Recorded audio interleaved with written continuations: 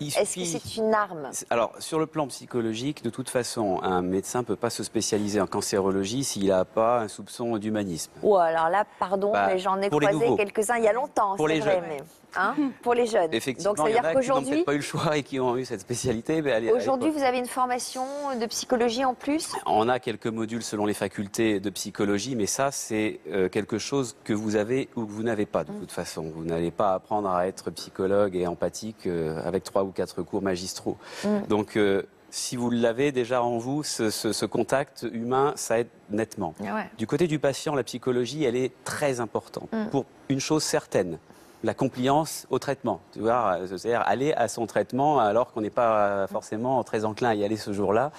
La compliance au traitement, c'est majeur, parce que si il n'y a pas de traitement, il n'y a pas de guérison. Ensuite, les rechutes. Est-ce que le fait d'être déprimé chronique, stressé chronique, angoissé, ça favorise ou non les rechutes ?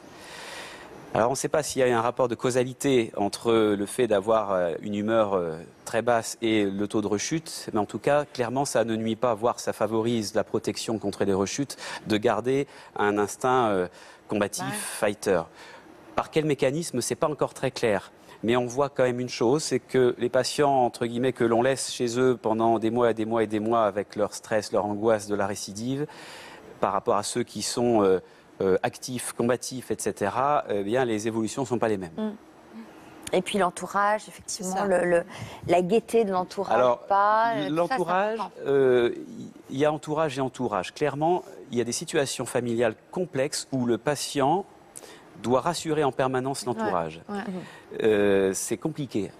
Parfois, il vaut mieux moins d'entourage que d'avoir à faire la psychothérapie. Et comment tu fais pour supporter ci et ça? Je le fais parce qu'il faut le faire. Mais voilà, ça c'est un petit peu compliqué. Il vaut mieux que l'entourage ait une attitude neutre vis-à-vis de ces effets-là. Mais ça, c'est important de le dire, parce que parfois, l'entourage est démuni, ne sait pas comment se comporter. Donc, quels sont les conseils que vous donneriez? C'est important, ça. Clairement, de se mettre à la place de la personne à qui on parle. Si c'est pour dire, comme on entend chez des patients un peu plus âgés, j'ai un ami, il a eu la même chose que toi, il est mort en 2 mois. Je ne suis pas certain que l'impact psychologique soit très intéressant, d'autant qu'il ne peut pas avoir eu la même chose, puisqu'il n'y a pas 2 cancers pareils. Donc déjà...